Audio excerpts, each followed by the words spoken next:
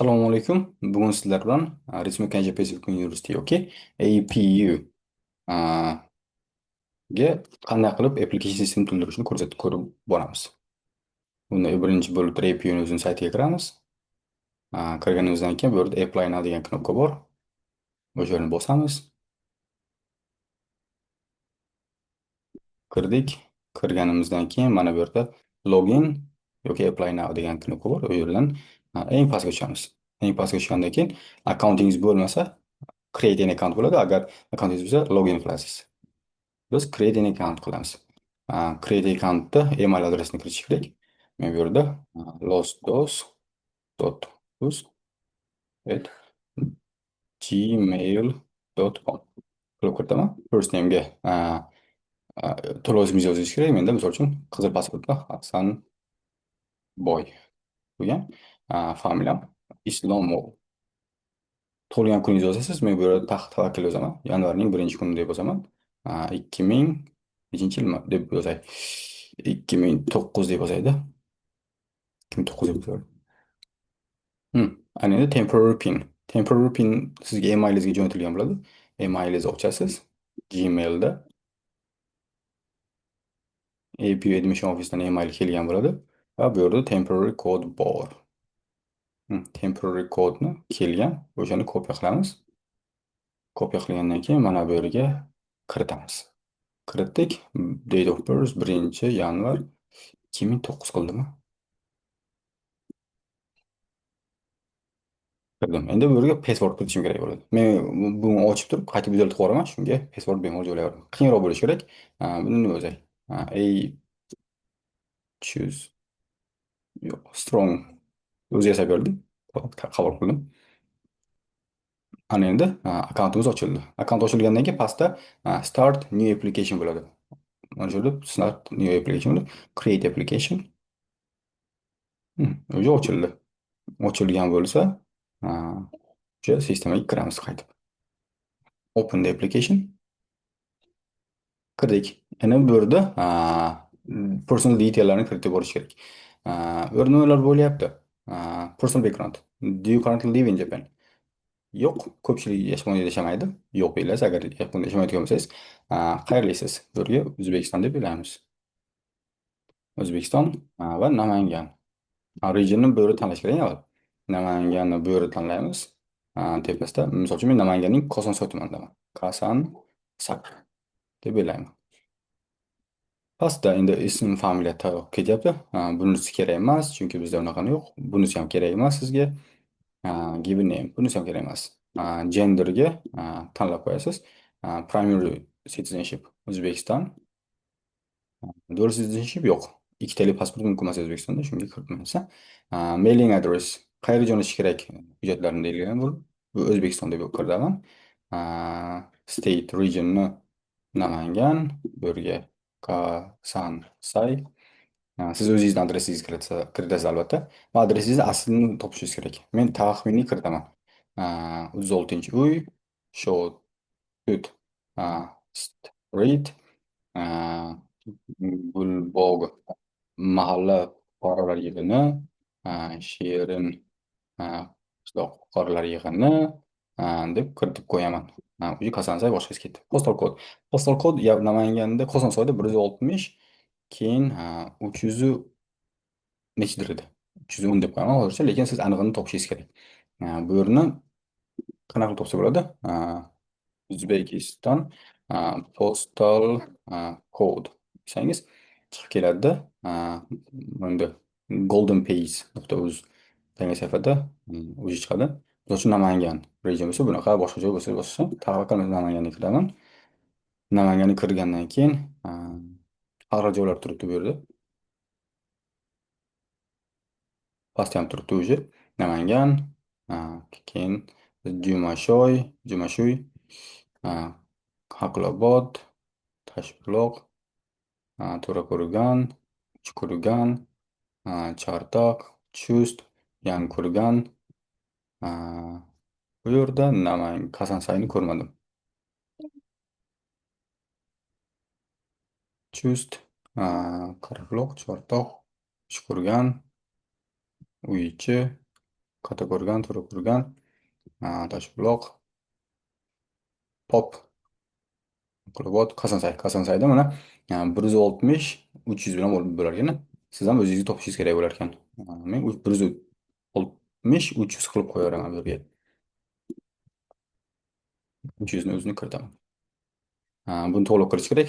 Contact information bu yerga telefon raqam kiritasiz. Misol uchun +998 nimadir kiritaversa, bu yerga yana o'sha narsani boshqa yangi nomeringiz bo'lsa o'shani kiritasiz. Save qilib continue bosasiz. Registratsiya qilaymi deyapti. Men buni yo'q deyman.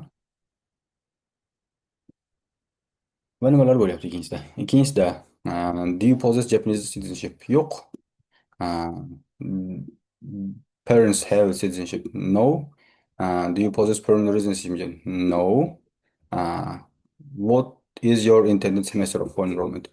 Hozir bo'lsa men aprelda deyman. Agar sentyabrda topshirilsa bu sentyabrga deb aytiladi. Men aprel deb belgilayman. What student type would you like to be? Bu faqatgina birinchi yilga topshirayotganlar uchun. Transferga uncha tavsiya qilmayman ikkinchi yil, uchinchi yilga, chunki natijalar yaxshi chiqmaydi. Qaysi biri topshirasiz deyapti? APS, APM, ST degan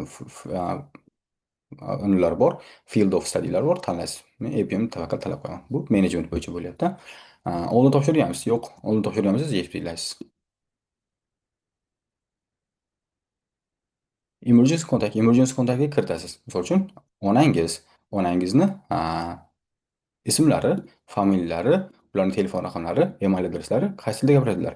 Boshqa tilda. Qaysi tilda? O'zbek yoki Russian. Bu kiritib qo'yaverasiz. Keyin sponsorga otangiz yoki onangizni kiritishingiz kerak. Kiritasiz, ismlari, familiyalar to'liq, pasportdagidek bo'lishi kerak. Kasblari, misol uchun, doktor deyishingiz mumkin. Employer name, qaysi kompaniyada ishlaydilar? Palon klinika yoki markaziy shifoxona deb kiritasiz. Keyin bu yerda qanaqa doktorligini, o'sha yerda ishxonadagi pozitsiyalarni kiritasiz. Bittadan o'rtoq sponsoringiz bo'lsa, ikkita, uchta kiritib ketaverasiz. Maksimum ikkita ekan, ikkita kirishingiz mumkin. Men yo'q deyman, bitta kiritaman, tugataman. Keyingizda scholarshipga topshirish xohlaysizmi deb so'rayapti. Grantga. Ha, topshirish xohlayman deb belgilashingiz kerak menimcha. Belgilanganingizdan keyin yillik oila daromadi qancha deb so'rayapti. Bunda kiritasiz qanchaligi? 14 mingdan 28 minggacha yiliga oilaviy tushumingni. 14 mingdan pastmi, boshqami? O'shanga moslab kiritasiz. Men bunisini talab qo'yaveraman hozirchaga. Bankingizda qancha bor oilaviy holatda? Bunisiga ham 14 mingdan 28 minggacha pul bor deb belgilab qo'yaman. Boshqa sourcelardan pul keladimi? Yo'q deb qo'yaveraman. Keyin bu yerda yana qo'shimcha ma'lumotlar bo'lsa bo'ladi. Misol uchun sizda we run a small shop to sell. Misol uchun nimadir ma'lumot bo'lsa, o'sha bu vaqtda yozib qo'yasiz. Tushuningiz haqida. Reprezentativ orqali topshirasiz. Albatta, bu yerda biz Mayda Japan Consulting o'sha haqida ma'lumot kiritishingiz kerak bo'ladi. Qayerda? Bu yerdagina. Mana bu yerda yaxshilab kiritib qo'yishingiz kerak bo'ladi. O'shanda faqatgina biz bilan topshirayotganingiz aniq bo'ladi. Bu yerda nimani kiritasiz? Bu yerda bizni firmamiz nomini kiritishingiz kerak. Firmamiz nomi Mayda Japan Consulting LLC kiritasiz. Keyin kim bu yerda Kimiko'ni kiritasiz. Islom familiyasi va ismi Kimiko. Email adresini ham kiritib qo'yasiz. Bu email adresi uzb@maedajpn.com. Shu ma'lumotni kiritishingiz kerak. Kiritildi, ana endi bizning nomimizda topshirayotganingiz bilinadi. Bo'lmasa bilinmaydi. Keyingisida akademik historyga keldik. Maktablarni qayerda o'qiganingiz, qachon o'qiganingizni kiritishingiz kerak bo'ladi. Bu yerda boshidan boshlash kerak.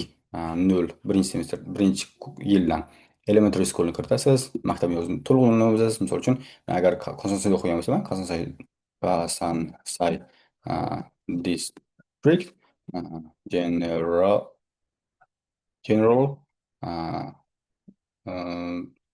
school number 1. Shunga o'xshab kiritaman. Ko'plab qolaydi. Country region O'zbekiston.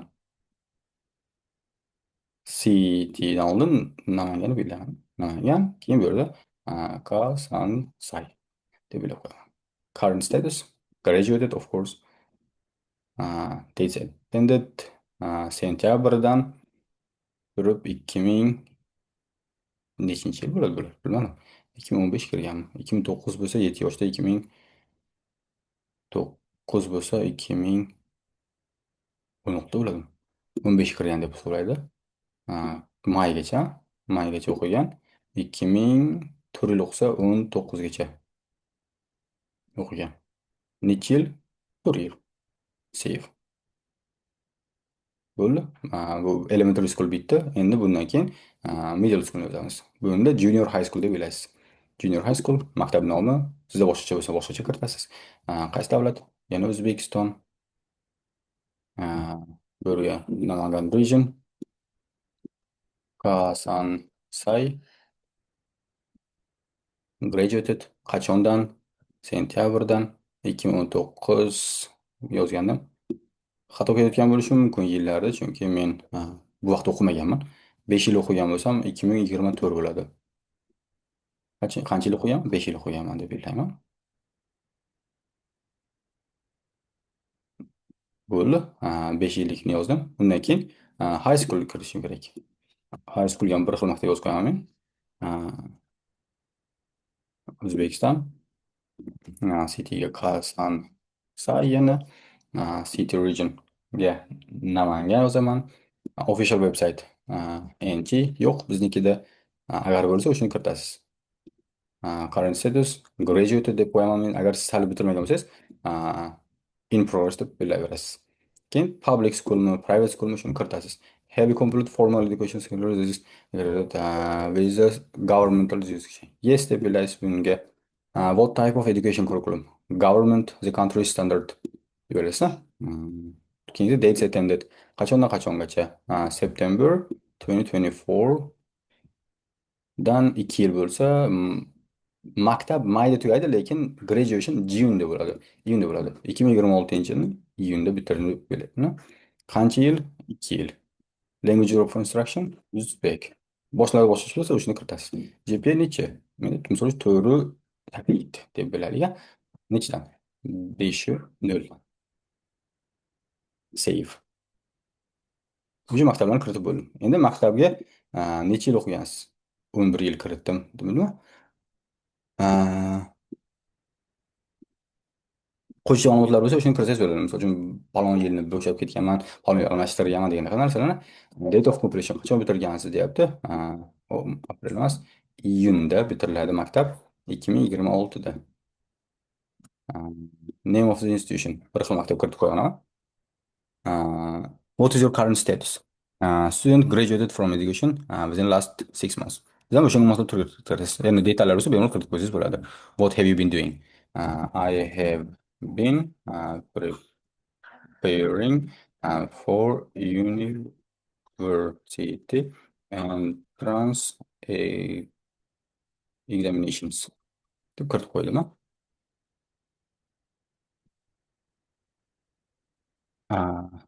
Academic documents, bu yerga dokumentlarni kiritish kerak bo'ladi.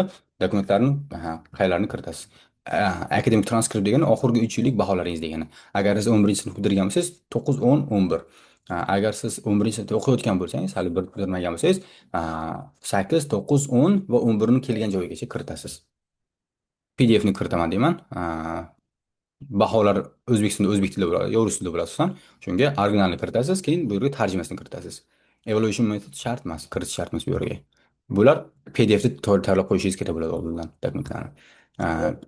Certificate of graduation degani bu shahodatnoma degani. Agar siz shahodatnomangiz bo'lmasa, hali bitirmagan bo'lsangiz, expected graduation degan dokumenti bor. Buni mana bu yerdan kirib topsa bo'ladi. Skelet qolsa bo'ladi. Bu yerda expected graduation degan dokument bor. Certificate of expected graduation. Mana shu narsani skachat qilasiz, keyin o'shani to'ldirgizib, pechat urdirib, imzolarni qo'ydirib, upload qilasiz bu yerga PDF qilib, continue deb yozdim.